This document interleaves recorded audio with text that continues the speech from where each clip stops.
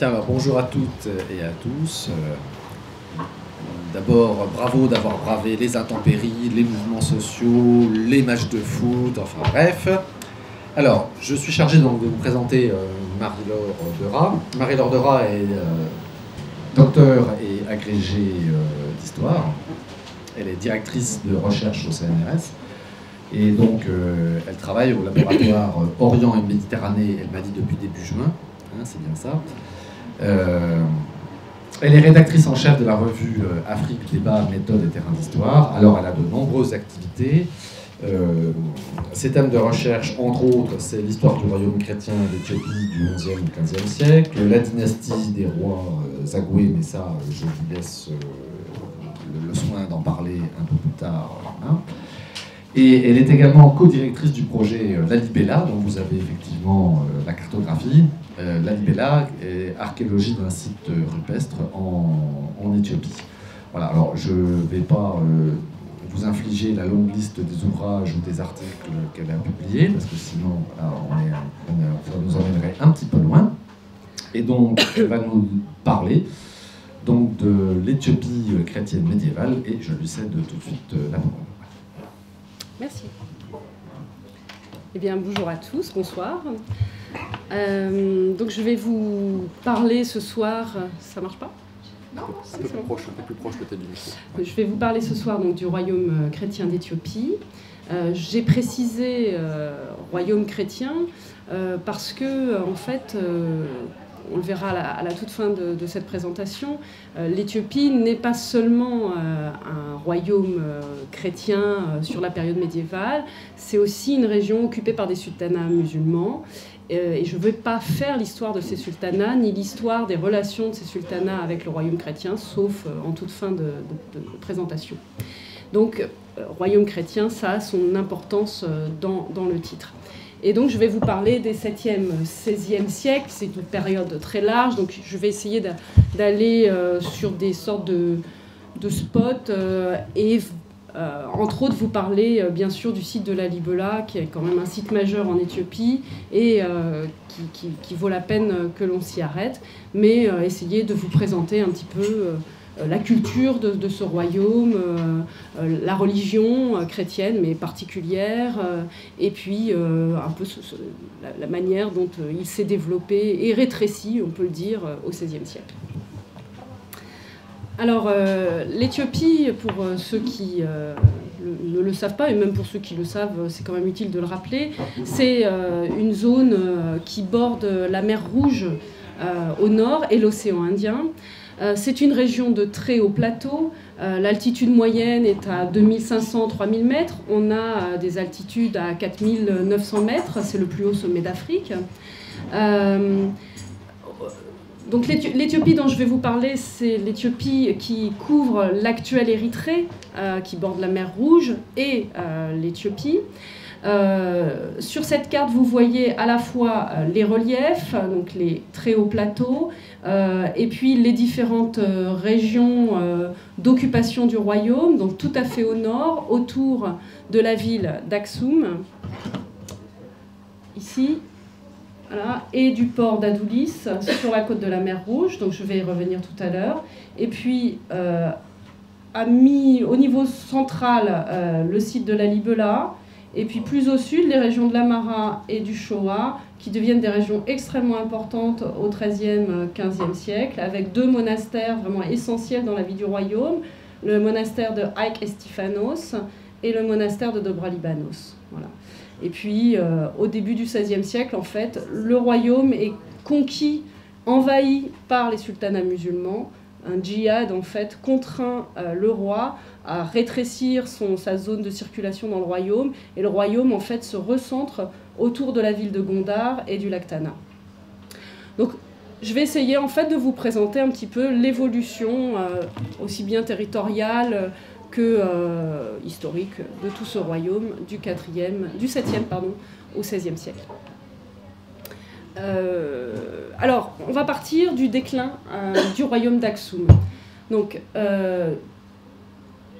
l'Éthiopie est christianisée à partir du IVe siècle de notre ère. C'est le royaume d'Aksum, donc, qui est centré autour de la ville que je vous ai présentée tout à l'heure. Donc Aksum est un royaume qui se développe entre le 1er et le 4e siècle et qui est christianisé au 4e siècle après Jésus-Christ. Et en fait, cette chrétienté se développe en lien avec le patriarcat d'Alexandrie, c'est-à-dire que le patriarche d'Alexandrie envoie un évêque en Éthiopie qui est à la tête de l'église d'Éthiopie, donc évêque égyptien, et c'est lui qui va nommer les prêtres, les diacres de l'église d'Éthiopie. Ce lien entre l'église d'Éthiopie et le patriarcat d'Alexandrie se perpétue jusqu'en 1959. L'église d'Éthiopie est aujourd'hui autocéphale, mais seulement depuis 1959. Jusqu'en 1959, elle dépendait étroitement du patriarcat d'Alexandrie. Donc pour peu que les relations entre l'Éthiopie et le patriarcat soient distendues, parce que c'était un peu compliqué d'aller en Égypte, parce que le sultan n'acceptait pas que le patriarche d'Alexandrie nomme en Éthiopie un évêque, etc., eh bien, l'Éthiopie se retrouvait sans évêque pendant 10, 20, 30, 40 ans, ça dépendait des fois, et il pouvait se trouver dans des situations un peu compliquées. Vous imaginez bien qu'une église qui n'a plus de prêtre nommé, à un moment donné, a des risques de ne plus pouvoir baptiser le nouveau chrétien, etc., etc. Donc, on verra au Xe siècle, c'est une situation que rencontre l'Éthiopie qui a failli ne plus être chrétienne pendant un temps. Donc, IVe siècle, l'Éthiopie se convertit au christianisme. Aksum est un royaume qui se développe essentiellement par le commerce avec la mer Rouge, ses contacts avec l'Empire romain en particulier. Il vend de l'ivoire, des éléphants, de l'or. Et puis, au 7e siècle, l'Empire décline brusquement. Ça se voit en particulier sur des sites archéologiques qui marquent des phases d'abandon au 7e siècle. Plus de monnaie frappée, alors qu'on avait des monnaies jusque-là. Voilà, on n'a plus d'informations. L'argument aujourd'hui pour expliquer la raison de ce déclin, c'est l'arrivée de l'islam sur les côtes de la mer Rouge. Donc au 7e siècle, évidemment, de l'autre côté de la mer Rouge se développe l'islam, la conquête arabe également, qui va en Égypte dès le 7e siècle, et les marchands musulmans vont maîtriser le commerce en mer Rouge et d'une certaine manière se substituer aux commerçants aksumites et autres. Donc c'est l'un des éléments d'explication du déclin aksumite, mais c'est sans doute pas le seul. On a d'autres éléments d'explication. Alors Aksum est très connu, notamment pour ses très grandes stèles. Ce sont des stèles qui mesurent environ 15 mètres de haut. Certaines sont plus hautes que les stèles égyptiennes, les obélisques. Ce sont des stèles qui sont en fait plantées à l'aplomb de tombes monumentales. Il y en a plusieurs alignées à Aksum, comme vous le voyez sur la photo en couleur, dont une entourée d'échafaudages, parce que vous avez peut-être entendu parler de cet événement. Dans les années 2000, l'Italie a restitué l'obélisque d'Aksum à l'Éthiopie, obélisque qu'ils étaient venus prendre en 1936 lors de l'invasion de l'Éthiopie par l'Italie. Et l'obélisque, pendant longtemps, était planté à Rome. Donc voilà. Alors, pourquoi je vous parle de ces obélisques ? Parce que récemment, des fouilles ont montré que plusieurs obélisques ne sont pas tombés accidentellement, mais en fait ont été volontairement abattus par des pilleurs de tombes. Et ces pilleurs de tombes ont travaillé en particulier au 7e siècle. Donc on a pas mal d'éléments pour dire qu'au 7e siècle, la puissance aksumite avait tellement décliné qu'au niveau intérieur, et là je ne parle plus du tout des côtes, au niveau intérieur, le pouvoir du roi d'Aksum et ce qui symbolisait son pouvoir, les obélisques, pouvait être totalement mis à bas. Et là, vous avez le témoignage de la plus grande stèle aksumite, dont on a longtemps pensé qu'elle n'avait jamais réussi à tenir debout. C'est la stèle géante, monumentale. Pendant longtemps, on a cru que c'était une stèle que les Aksumites avaient tenté de dresser et qu'ils avaient totalement échoué et que dès la première tentative, elle était tombée, s'était brisée et avait tout cassé sous elle, puisqu'il y a des nécropoles en dessous. En fait, récemment, on a pu montrer que ça n'était pas du tout le cas. On a d'autres témoignages qui nous expliquent aussi ce déclin aksumite. Là, vous voyez un ensemble sur la photo de gauche. Ce sont des piédestals qui servent à ancrer des statues ou des trônes, voilà, et qui sont à plat, à l'horizontale sur le sol. Ces piédestals ont été réemployés pour créer des stèles, donc on les a utilisés en les plaçant à la verticale et on y a inscrit des textes de victoire, assez mal écrits d'ailleurs, hein, je vais vous dire 2 mots de l'écriture dans un instant, assez mal écrits, mais ce qui est intéressant c'est que le texte dit que clairement le roi d'Aksum a été, disons, congédié, et que 2, la puissance aksumite, une fois de plus, a tellement décliné que les monuments symbolisant cette puissance, là encore, ont été brisés et réemployés pour faire tout à fait autre chose. Voilà. Alors, l'écriture éthiopienne, rapidement, donc il s'agit d'une écriture qu'on appelle le geuz, d'une langue et d'une écriture, qui fonctionne selon un syllabaire, donc chaque signe présente une syllabe, ba, bi, bo, ba, bu. Ici, on a une langue qui n'est pas vocalisée, donc c'est une version archaïque de la langue, et puis au fur et à mesure, les signes ont évolué pour marquer donc, les voyelles, etc. C'est une langue sémitique, donc au même titre que l'arabe, l'hébreu, l'araméen, etc. Et le ge'ez est toujours la langue savante de l'Église éthiopienne, toujours enseignée, mais c'est une langue morte, au même titre que le latin, par exemple. Et c'est une langue qui partage quand même de nombreuses racines avec les langues actuelles parlées en Éthiopie, les langues sémitiques, il y en a d'autres, l'amharique, le tigrinya, le tigraï, etc. Je poursuis mon avancée dans le temps. Donc, on a un déclin aksumite au 7e siècle. Comme je vous le disais, à ce moment-là, les monnaies ne seront plus frappées après le 7e siècle. Parmi les dernières monnaies se trouvent les monnaies du roi Gersem, qui sont assez intéressantes parce qu'à partir du 4e siècle, toutes les monnaies montrent le signe chrétien sur la face ou sur le revers, donc la croix, et évacue totalement les symboles païens qui étaient le disque et le croissant. Au 7e siècle, le roi Gersem, lui, utilise les deux. C'est-à-dire que sur les monnaies qui sont entourées en rouge sur les dessins, vous avez 2 monnaies, celle-ci et celle-ci, où vous trouvez les signes, le croissant et le disque, ici, et ici, je ne le vois plus, mais s'il est là, voilà, le disque et le croissant, au même titre que la croix. Alors, pour certains, c'est juste que le roi a utilisé ce symbole parce que ça faisait joli, sans penser que ça avait une signification quelconque. C'est quelque chose qui est aussi en train d'être remis en cause, parce qu'on a pensé souvent on a pensé souvent la christianisation de l'Éthiopie comme un phénomène unique et irréversible, c'est-à-dire le roi se christianise au IVe siècle, le royaume est donc chrétien au IVe siècle, et à partir de là, l'Éthiopie est chrétienne, tout le monde est chrétien. On sait bien que c'est rarement comme ça que ça marche, et que la christianisation, et n'importe quel d'ailleurs processus de transformation religieuse, se fait par étapes, tout le monde n'adhère pas, certains conservent les religions anciennes, d'autres vont adhérer à d'autres religions, on va voir, l'islam en particulier, Et en fait, l'Éthiopie n'échappe pas à ce type de règles.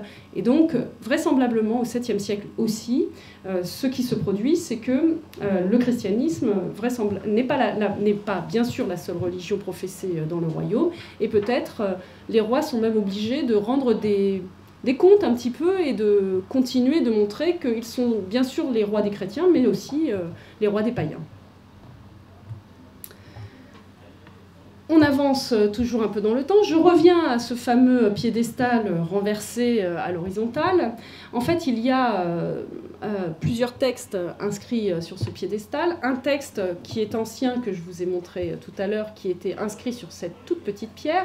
Et puis un texte plus récent, c'est-à-dire du 9e siècle, qui est inscrit sur ce piédestal-là. Les deux sont associés, mais parlent de deux événements différents. Et celui-là est intéressant parce qu'en fait, il parle d'un certain Hatsani Daniel, c'est-à-dire un titre qui n'est pas celui de Negus, le titre du roi Aksumite, jusque-là, un nouveau titre.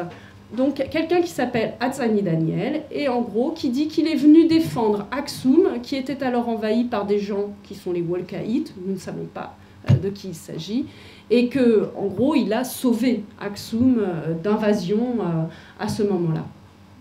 Ce titre de Hatsani est quelque chose d'extrêmement important parce que c'est le titre que vont prendre les rois qui vont d'une certaine manière restaurer un royaume chrétien en Éthiopie un peu plus tard au XIIe siècle, les rois Zagoué. Alors, voilà, je passe très vite, tout simplement parce que les documents que je vous montre sont à peu près les seuls documents que nous avons pour parler de l'histoire de l'Éthiopie entre le 7e et le 10e siècle. C'est vous dire qu'on n'a pas grand-chose. Il reste les fouilles, mais en fait, on effectue des fouilles en Éthiopie, mais pas tant que ça, comparé à ce qui peut se faire ailleurs dans le monde, et donc on a encore quand même des périodes qu'on peut dire tout à fait obscures concernant l'Éthiopie. Et puis arrive le Xe siècle, et là, par des sources externes au royaume, des textes, Ibn Aukal, qui est un géographe arabe du Xe siècle, et puis l'histoire des patriarches d'Alexandrie, qui est un recueil de biographies de patriarches rédigées par des secrétaires de patriarches la plupart du temps. Ces deux textes, ces deux différents textes, nous apprennent qu'une reine, la reine des Banu Alamouya, on ne sait pas où c'est, on ne sait pas l'identifier, une reine donc a tué le roi d'Aksum, a pillé les églises et règne désormais sur l'Éthiopie. Donc le pouvoir a vraiment profondément été bouleversé à ce moment-là en Éthiopie. Je pense qu'on a vraiment affaire à toute une période de décadence qui trouve son apax à ce Xe siècle. Il faut ajouter que à ce moment-là, le roi d'Éthiopie envoie une ambassade, un nouveau roi d'Éthiopie, après que celui qui en est un de tué, un nouveau roi d'Éthiopie envoie une ambassade au patriarche d'Alexandrie en le suppliant de lui envoyer un évêque, parce que ça fait des années qu'il n'y a pas eu d'évêque, qu'il y a de moins en moins de chrétiens dans son pays, plus de prêtres, et que la chrétienté est menacée. Et à partir de ce moment-là, les relations entre l'Éthiopie et Alexandrie vont reprendre, vont être beaucoup plus suivies, et le christianisme et le royaume, de manière concomitante, vont se redévelopper, connaître une renaissance, et cette renaissance, elle est marquée par l'arrivée au pouvoir d'une dynastie, qui est la dynastie des rois Zagoué, qui règne entre les 11e et 13e siècles. On sait très bien quand est-ce que la dynastie Zagoué arrête de régner, en 1270, je reviendrai sur cet événement. Par contre, les tout débuts de cette dynastie, on les connaît très mal. On connaît aussi assez mal le nom des rois de cette dynastie, on en connaît quelques-uns, en particulier le roi Lalibela, qui est le roi le plus fameux de cette dynastie, qui règne au tournant des 12e et 13e siècles. Mais les tout premiers rois, on ne sait pas bien qui ils sont. Voilà. Alors, je vous ai mis une carte pour vous présenter les quelques lieux sur lesquels que je vais évoquer à l'instant, qui sont des lieux où l'on trouve des informations concernant les rois Zagoué.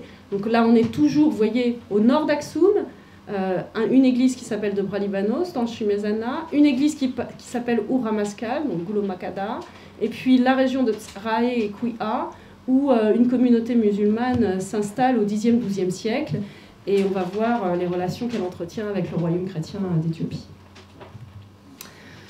Alors, comme je vous le disais, la documentation sur les rois Zagoué, elle est un petit peu plus étayée que pour les 7e, 11e siècles, mais là encore, on est quand même assez pauvre. Ceci dit, il y a de l'espoir, parce qu'on peut encore trouver des documents en Éthiopie. Pour exemple, cette église, l'église d'Ur Hamaskal, donc, qui est, comme vous le voyez, installée sur un piton rocheux, à la frontière entre l'Éthiopie et l'Érythrée. Et dans cette église, on a trouvé, il n'y a pas très longtemps, un manuscrit qui évoque un roi Zagoué, Tantawedem, un roi du début du XIIe siècle, qu'on ne connaissait pratiquement pas jusque-là. Et ce manuscrit, qui est une donation de terre d'un roi, donc de ce roi, pour l'église d'Ur Hamaskal, nous apporte énormément d'informations pour cette période. Évidemment, chaque nouveau document dans un régime documentaire où c'est plutôt la pauvreté qui règne apporte une quantité incroyable d'informations, vous pouvez l'imaginer. Donc voilà le fameux manuscrit que l'on a retrouvé à Ur Hamaskal il n'y a pas très longtemps, qui nous apprend donc que Tantawedem portait lui le titre de Hatsani, donc ce fameux Hatsani qui est un titre nouveau pour le royaume d'Éthiopie, et que dans la 12e année de son règne, donc, il fit des donations de terre à l'église de la Croix de Ur Hamaskal Kefroya. Ce qui est intéressant aussi, c'est que sur cette donation de terre, le roi nous apprend qu'au cours de son règne, il a eu à affronter des musulmans dans la région de Tsrae, et qu'il l'a emporté vraisemblablement. Du coup, il a pris toutes leurs terres, toutes leurs possessions, toutes les personnes vivant sur ces terres, et il a tout donné à l'église d'Ur Hamaskal. Et cette région qu'il a conquis, la région de Tsrae, est une région qui a été identifiée il y a quelques années maintenant comme une région où une communauté musulmane s'est installée entre les 10e et 12e siècles. On y a retrouvé de nombreuses stèles funéraires avec des dédicaces en arabe. S'étaient installés ici des gens originaires de la Yamama, donc de la péninsule arabique, des commerçants en fait, qui s'étaient installés dans cette région parce qu'elle était placée sur la route du commerce du sel. Donc ces commerçants étaient placés à un carrefour et s'étaient mis au contact, si je reprends la carte, s'étaient mis au contact du royaume chrétien d'Éthiopie sur les hauts plateaux en fait. Vous voyez, ils étaient installés ici, vraiment sur les contreforts des hautes-terres, les premières hautes-terres. Ils étaient très facilement en lien avec les routes commerciales qui reliaient les hauts plateaux à la mer Rouge et en même temps au contact du royaume chrétien qui, à cette époque-là, était centré sur cette région-là. Donc, on a des éléments qui nous indiquent que, en retour des interventions du roi chrétien contre ces communautés musulmanes, le sultan en Égypte demandait au patriarche d'Alexandrie que les chrétiens de Nubie, donc les royaumes du Soudan et d'Éthiopie, tous deux dépendants de l'église d'Alexandrie, donc que ces chrétiens-là respectent les musulmans de leur pays et arrêtent de détruire systématiquement les mosquées des musulmans. Donc, vous voyez, on est dans une ambiance à ce moment-là d'interaction religieuse un peu violente, il faut bien le dire, qui, en Éthiopie en tout cas, sur cette période, tourne à l'avantage des chrétiens. Et en fait, toute la période du XIe au XVIe siècle, les chrétiens vont rester sur les hautes-terres, ici, se centrer sur les hautes-terres, et les commerçants musulmans et les communautés musulmanes liées à ces commerçants vont s'installer tout le long, en fait, du territoire chrétien, sur les contreforts des hautes-terres, et installer de véritables villes commerçantes qui seront toujours en interaction, en interface entre les côtes et les hauts plateaux. Donc il y a des relations parfois conflictuelles, mais bien sûr, il y a aussi des relations tout à fait apaisées. En fait, on connaît les conflits beaucoup plus que les relations apaisées, c'est toujours le même problème. Quelques autres types de documents qui nous renseignent sur ces souverains. Des croix avec des gravures, des inscriptions. Bon, ça paraît très minime, mais cette inscription est très intéressante parce que on retrouve donc notre roi Tantaweden, celui donc, qui a fait cette donation de terre à l'église sur le Piton Rocheux. Et Tantaweden, comme vous le voyez, porte un nom de règne qui est le nom de Salomon. Et donc ça va me permettre d'arriver très bientôt à cette fameuse légende du roi Salomon et de la reine de Saba et de l'Arche d'Alliance en Éthiopie, qui est une légende, enfin un mythe, qui se développe, pense-t-on, au XIVe siècle en Éthiopie, mais en fait qui trouve ses racines au cours de la dynastie Zagoué, qui construit totalement une sorte d'idéologie politique de royaume chrétien héritier d'Israël. Autre type de document, cette fois-ci, c'est un manuscrit du monastère de Debra Libanos dans le Chimezana, l'un des sites que je vous avais montré tout à l'heure sur la carte. Là encore, vous voyez, c'est un manuscrit des évangiles, en fait, qui a été recouvert d'une couverture en métal doré. Cette couverture a une inscription de dédicace, là, toujours notre roi Salomon. À l'intérieur, donc, sont copiés les évangiles, et sur les folios vierges des évangiles, on trouve ce type enfin, c'est tiré de ce manuscrit, hein, des donations de terre, qui permettent en fait de conserver, dans la mesure où il n'y a pas d'autre système d'archivage en Éthiopie, tous les documents importants liés à la communauté, liés à l'histoire, etc., sont conservés dans les manuscrits qui sont les plus précieux des églises, donc dans les évangiles. Et donc on écrit sur les folios vierges des évangiles les éléments de l'histoire, de la communauté religieuse, mais de la région aussi, mais du royaume aussi. Et donc dans ce manuscrit, on trouve non seulement donc, des inscriptions de notre roi Tantaweden, surnommé Salomon, mais aussi des inscriptions de l'un de ses successeurs, le roi Lalibela, qui fait des donations de terre à cette église de Debra Libanos du Chimezana. Lalibela, lui, qui se fait nommer Gebra Meskel, c'est-à-dire le serviteur de la croix. Voilà donc le type de documentation sur lequel je travaille. Vous voyez que l'état de conservation est parfois problématique. Ici, c'est un autre évangéliaire, cette fois-ci conservé à Lalibela, qui est en partie mangé par les rats, abîmé par l'humidité et découpé. Et avec tout ça, on essaye quand même de traduire les bouts de texte qui sont lisibles, en l'occurrence la fin de ce texte. Et là, on a une information selon laquelle le roi Lalibela aurait fait don de terre à l'une des églises du site de Lalibela, le site majeur lié à la dynastie à laquelle il appartient, la dynastie Zagoué, considérée comme la capitale des rois Zagoué entre le XIe et le XIIIe siècle. D'autres documents nous montrent le lien étroit de ce roi Lalibela avec le site de Lalibela. Ce sont des autels en bois ou des meubles d'autel.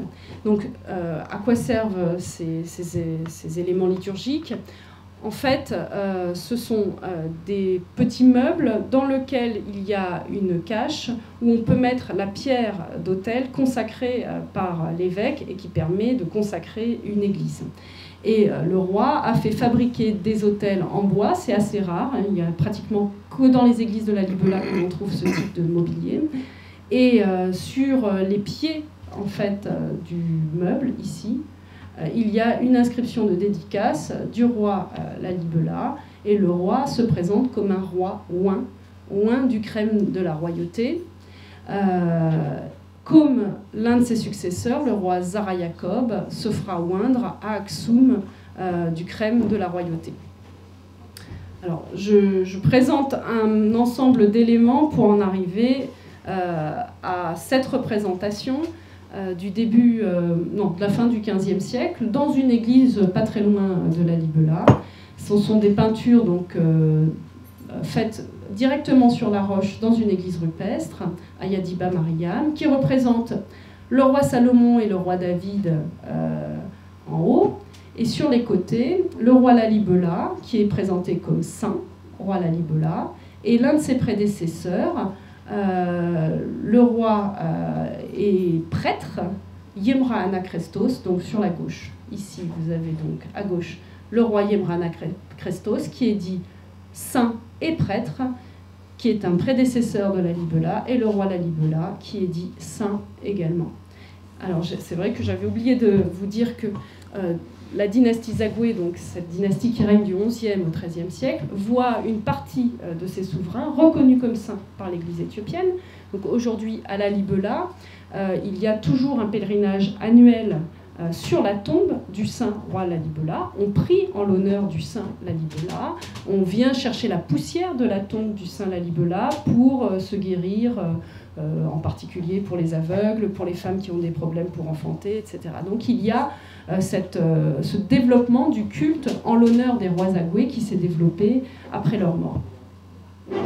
Bon, mais ce que je voulais souligner en vous montrant cette peinture et en faisant référence au roi Salomon, au roi David, à l'onction royale, etc., c'est le fait que, au moment où les Zagoué règnent, une association étroite se fait entre les rois de la Bible et les rois d'Israël, David et Salomon, et les rois éthiopiens que sont en l'occurrence Yemra Anakrestos et Lalibela. Et cette construction idéologique transparaît également dans des textes que l'on trouve en Égypte, liés au patriarcat d'Alexandrie, où à cette période-là, on commence à dire le roi d'Éthiopie détient l'arche d'alliance. Le roi d'Éthiopie est issu de la rencontre de la reine de Saba avec le roi Salomon, etc. Et ce développement, disons, mythologique, va donner lieu à la rédaction d'un ouvrage extrêmement important dans l'idéologie royale éthiopienne jusqu'au XXe siècle. C'est un ouvrage qui s'appelle « La gloire des rois », Brunagust Angez, et qui décrit en fait comment la reine de Saba, qui est considérée comme une reine éthiopienne et non pas comme une reine d'un royaume de la péninsule arabique, comment la reine de Saba alla à la rencontre du roi Salomon, réputé pour sa sagesse, comment ils eurent un fils issu de leur rencontre qui se prénomma Ménélik. Ménélik alla rendre visite à son père à un moment donné et vola à son père l'arche d'alliance qu'il ramena en Éthiopie. Et détenant l'arche d'alliance, il faisait reconnaître l'Éthiopie comme le royaume héritier d'Israël, le royaume élu par Dieu, et donc, d'une certaine manière, comme le royaume non plus juif mais chrétien, parmi le premier royaume des royaumes chrétiens. Et cette idéologie est extrêmement importante en Éthiopie, non seulement pour donner, disons, aux souverains éthiopiens une prestance de roi chrétien, très chrétien, mais aussi vis-à-vis des autres chrétientés. Il y a dans l'idée éthiopienne que seul le christianisme éthiopien est le vrai christianisme. Il refuse en particulier les décisions du concile de Chalcédoine, donc ils sont monophysites ou miaphysites, une seule nature du Christ, voilà. Nature humaine et nature divine du Christ unies en une seule nature, c'est leur conception de la chrétienté, et ils considèrent que le jour où les autres chrétientés reconnaîtront que l'orthodoxie éthiopienne est la seule vraie orthodoxie, ces chrétientés se réuniront sous la houlette du roi d'Éthiopie et qu'ensemble, ils pourront vaincre les musulmans et le royaume de Dieu pourra arriver sur terre. Donc voilà l'idéologie royale éthiopienne qui se développe dès la dynastie Zagoué et tout au long du Moyen-Âge et qui est reprise régulièrement par tous les souverains éthiopiens. J'en arrive à Lalibela, donc ce fameux site des églises rupestres de Lalibela, qui est lié donc à la dynastie Zagoué et qui est considérée comme la capitale des souverains Zagoué. Alors, pourquoi je dis considérée et je ne dis pas c'est la capitale? Parce que personnellement, je n'y crois pas. Disons que c'est un site religieux, il y a un complexe d'églises sur ce site. On n'a pas trouvé la moindre trace d'une occupation, disons, d'une cour installée là sur le long terme, même si vraisemblablement le roi Lalibela a fréquenté ces lieux. Voilà pour ces quelques mots concernant le fait que c'était une capitale ou pas. Ceci dit, ça reste un site extrêmement important. Alors, vous le voyez sur cette carte, le site de Lalibela est inscrit dans une petite ville actuellement, la ville de Lalibela. C'est un site qui est réparti en 3 ensembles différents. Un premier groupe installé au nord, je vais vous présenter des photos ensuite, ici. Un second groupe installé au sud, et puis une église isolée, ici, qui est l'église de Saint-Georges, en forme de croix. Ce sont des églises qui sont entièrement creusées dans la roche. Il n'y a pas de bâti du tout, tout a été creusé. Et à la différence des sites nabatéens de Petra, par exemple, les églises ne sont pas visibles, disons, au niveau de la surface, mais en fait, elles sont creusées dans le sol. Alors, vous avez un aperçu ici du site du premier groupe des églises. Alors, c'est une photo ancienne que je vous présente parce qu'aujourd'hui, on n'a pas moyen d'avoir cette vue du site de Lalibela, dans la mesure où, pour des raisons de protection de la pierre, on a installé des parapluies, des sortes de grandes bâches au-dessus des églises. Donc, on n'a plus aucune vue d'ensemble du site aujourd'hui. Voilà le deuxième groupe du site, le groupe sud. Vous voyez l'église de Libanos ici, qui est donc, elle, visible un petit peu à la manière des sites nabatéens. Et puis toutes les autres sont enfoncées dans la roche, dans des cours intérieures, comme l'église d'Emmanuel, que vous avez ici tout à fait en haut de la photo.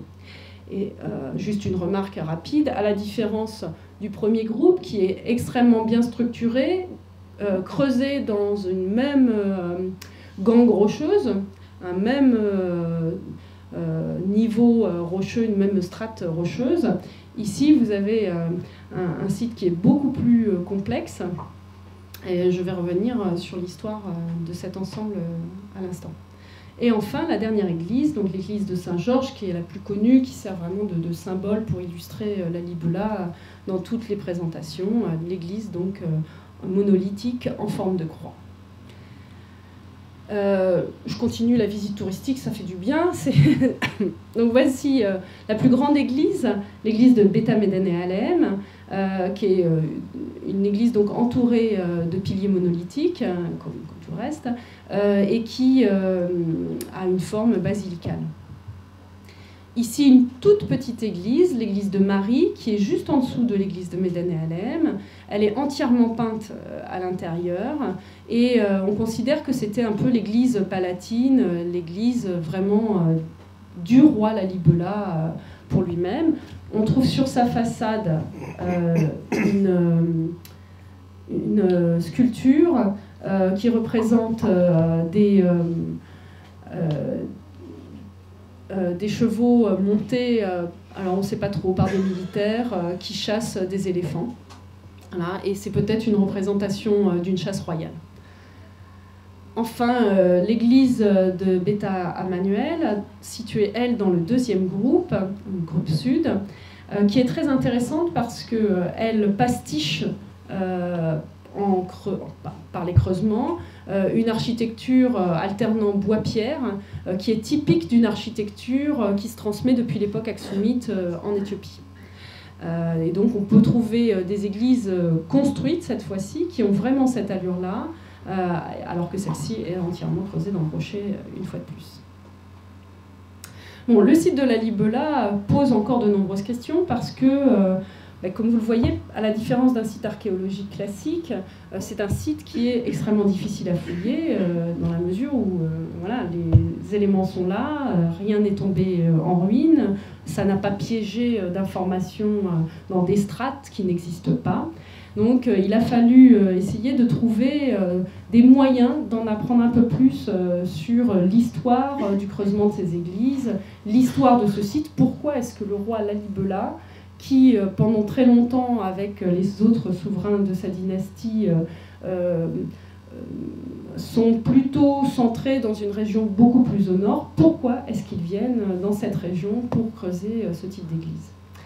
Et la solution que l'on a trouvée avec l'équipe avec laquelle je travaille à Lalibela depuis 2009, c'est de rechercher les tas de déblais issus des creusements du site. Donc vous imaginez bien qu'à partir du moment où on creuse des monuments de cette ampleur, on a énormément de rochers qui est issu de ces creusements, qu'on a mis en tas en fait autour des églises. Et ces tas ont piégé de l'information archéologique, ont piégé des niveaux différents qui témoignent de phases d'évolution du site. Et donc nous travaillons en fait dans l'état de déblai du site de Lalibela. Donc là je vous montre l'une des fouilles que l'on a commencé, qui se situe donc en périphérie de l'un des tas de déblais du deuxième groupe, du groupe sud, dans lequel on a retrouvé en fait un mur en pierre de taille. Et donc là, on se retrouve face à une architecture tout à fait inverse du site lui-même, puisque le site est entièrement creusé. Et cette architecture en pierre de taille est en fait antérieure au creusement des églises. Le carbone 14, la datation carbone 14 que l'on a pu effectuer pour la strate la plus proche du mur nous donne une datation du mi-10e, mi-11e siècle. On a donc ce mur qui a été fouillé. Pour l'instant, on n'est pas passé entièrement sous le tas de déblais parce que ce tas de déblais est immense et qu'on ne sait pas comment gérer.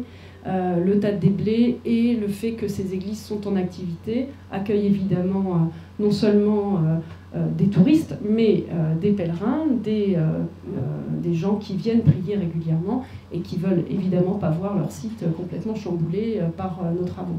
Donc voilà, il faut qu'on négocie pour réussir à travailler dans ce tas de déblais sans déranger tout le monde. On trouve des murs en pierre de taille également sur les toits d'une église du deuxième groupe, l'église de Gabriel-Raphaël, et qui, la taille de ces murs, parce que ce sont des murs à double parement, nous laisse penser qu'on avait une forteresse extrêmement haute qui s'élevait sur le toit de cette église. C'est le toit de cette église-là que vous voyez. Et donc, toujours dans cette période, mi-10e, mi-11e siècle. Donc on avait, avant l'arrivée du roi Lalibela, avant le creusement des églises, des gens implantés là, sans doute relativement puissants pour être capables de mobiliser suffisamment de moyens pour faire construire une telle forteresse.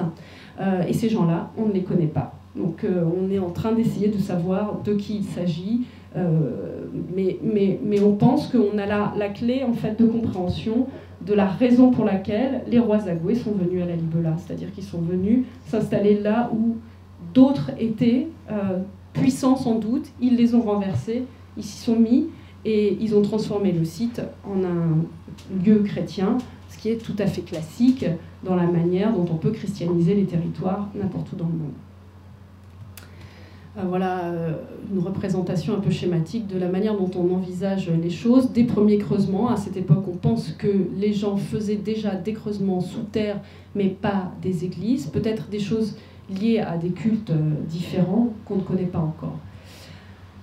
Et la transformation de ce site en église, elle se lie par la transformation des monuments en particulier. Là, nous sommes toujours à l'église de Gabriel-Raphaël, celle sur laquelle on a trouvé ces murs en pierre de taille, où un pilier qui était engagé sur la façade extérieure a été tronqué afin de pouvoir ouvrir 3 fenêtres qui permettent en fait de faire une chapelle à l'intérieur de l'église. Les fenêtres sont orientées à l'est. C'est l'obligation d'une certaine manière pour une église d'avoir des fenêtres orientées à l'est pour recevoir le soleil levant. Voilà, c'est la règle. Et on a des textes qui témoignent en fait de la transformation de ce monument en église par la dédicace d'un meuble d'hôtel par le roi Lalibela à l'église de Gabriel, qui est l'église qui porte toujours le nom, qui porte toujours ce nom-là aujourd'hui. Donc voilà, j'essaye de vous montrer à la fois qu'est-ce qu'on a comme documentation pour avancer un petit peu dans cette histoire. Et vous voyez, la documentation quand même est assez limitée. Hein, donc voilà, c'est peut-être un petit peu aride à suivre. Donc nous sommes au XIIIe siècle. Lalibela a fondé les églises. Le site va continuer de se développer dans le temps. Hein, il continue d'être fréquenté. Des monuments évoluent, etc. Pendant ce temps-là, tout autour de Lalibela, on creuse d'autres églises. Certaines sont associées à d'autres rois Agoué et donc sont réputées comme étant les lieux des tombes des autres souverains de la même dynastie. Et donc on prête, on va en pèlerinage à ces églises pour le culte en l'honneur de ces rois devenus saints après le XIIIe siècle. Mais juste à côté de Lalibela vont être créées aussi deux autres églises, l'église de Ganata Mariam et l'église de Washa Mikael, qui, elles, sont des églises fondées par la dynastie qui renverse la dynastie Zagoué, et en particulier par le roi, qui est l'auteur de ce renversement, le roi Yekuno Amlak. Donc, ce souverain, Yekuno Amlak, fonde une église juste dans le territoire Zagoué, on peut dire les choses comme ça, et en gros fait savoir d'une certaine manière qu'il est le nouveau roi et qu'il se substitue à la dynastie antérieure. Je passe très vite. Ce qui est très intéressant, c'est que dans l'une des églises qui est liée à ce nouveau roi, l'église de Washa Mikael, on trouve non seulement des peintures chrétiennes, mais aussi des gravures rupestres qui vraiment sont très différentes de ce qui est pratiqué dans l'art chrétien. Vous voyez du bétail représenté, en particulier un éléphant, qui est assez intéressant, et sans doute des gravures qui ont été christianisées après, puisqu'on a taillé une croix sur cet archer. Voilà, donc, et là, on a peut-être des éléments de compréhension à mettre en lien avec les églises de Lalibela. Tout ça est très proche. Des gens, avant la christianisation, dans cette région, étaient sans doute développer une activité troglodytique de creusement de cavernes, enfin pas de cavernes en fait, de creusement de lieux de culte peut-être et de gravures rupestres avant que tout cela soit transformé en lieu chrétien par les Agoué en particulier. Alors là, je vous ai mis un tout petit extrait de La gloire des rois, donc ce fameux texte de la mythologie éthiopienne qui raconte la rencontre du roi Salomon et de la reine de Saba. Ce qui est très intéressant, c'est que en fait, la nouvelle dynastie qui prend le pouvoir à partir de 1270 se fait nommer la dynastie salomonienne. Donc elle prétend, elle, être la vraie descendante du roi Salomon et de la reine de Saba, et dit que les Agoué, en fait, étaient des usurpateurs. Et donc elle va construire tout un discours pour déclasser la dynastie antérieure, les présenter comme des usurpateurs, des gens qui n'étaient pas de la même identité ethnique que les Salomoniens, etc. Et faire, disons, l'idée c'est de dire, puisque ce n'étaient pas des membres de la maison d'Israël, de la famille du roi Salomon, ils n'ont pas voulu faire diffuser cet ouvrage, alors que le roi Lalibela l'avait fait traduire du copte en arabe. Il n'a pas voulu qu'il soit diffusé en guèze dans le royaume d'Éthiopie. Donc il y a toute une politique mise en place dès le XIIIe siècle, puis qui continue au XIVe, XVe siècle, pour déclasser totalement cette dynastie Zagoué et faire en sorte que la nouvelle dynastie soit l'héritière de Salomon et soit considérée comme la dynastie légitime, la seule.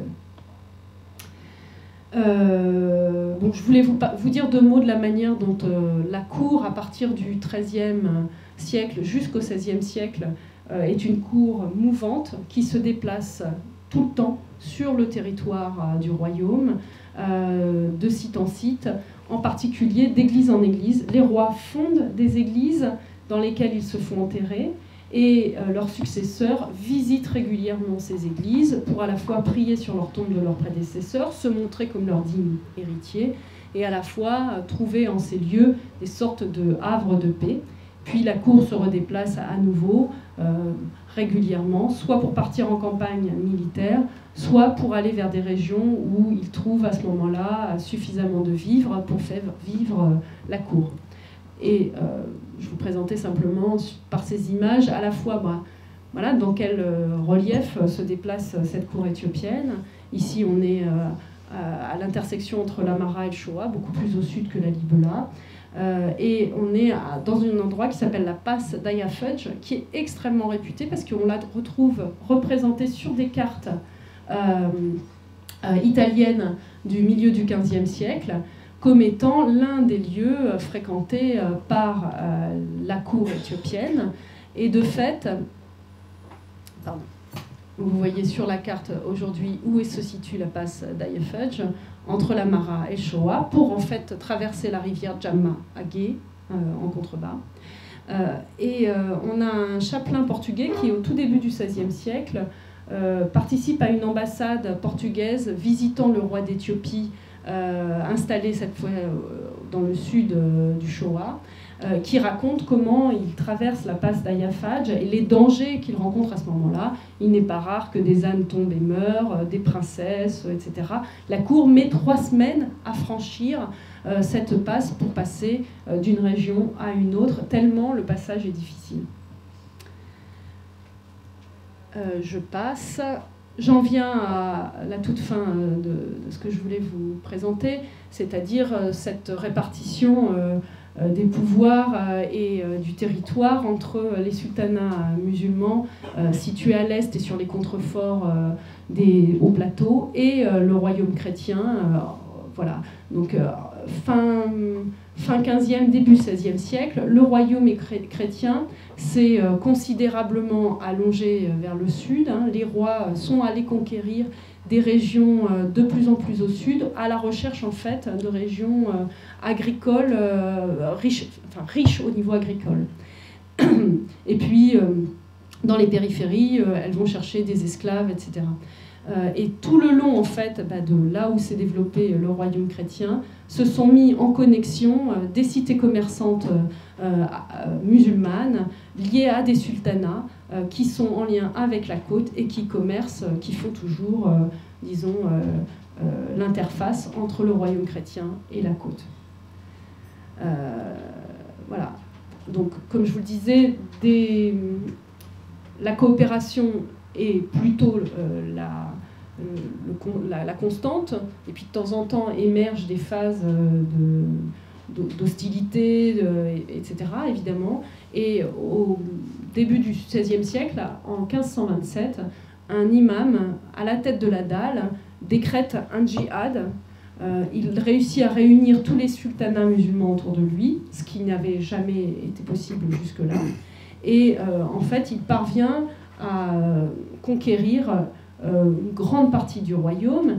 Il va systématiquement viser toutes les églises fondées par les rois éthiopiens comme des lieux de pouvoir qu'il détruit, qu'il pille et qu'il détruit. Le roi, en fait, chrétien ne réussit à rien faire avec ses troupes. Il passe son temps finalement à fuir de région en région. Là, vous avez une carte dessinée par un de mes collègues qui présente les différentes conquêtes du djihad de l'imam Ahmed ibn Ibrahim. Et finalement, ce sont des troupes portugaises conduites par le fils de Vasco da Gama, Cristóvão, qui vont arriver en Éthiopie au milieu du XVIe siècle pour tenter d'aider le royaume chrétien et parvenir finalement, avec les chrétiens, à mettre un terme à ce djihad et à retrouver une sorte de statu quo. Mais le royaume chrétien, désormais, va se rétrécir, comme je vous le disais, autour de la région du lac Tana et de la ville de Gondar, construite au XVIIe siècle, un tout petit peu plus tard. Et je vous remercie.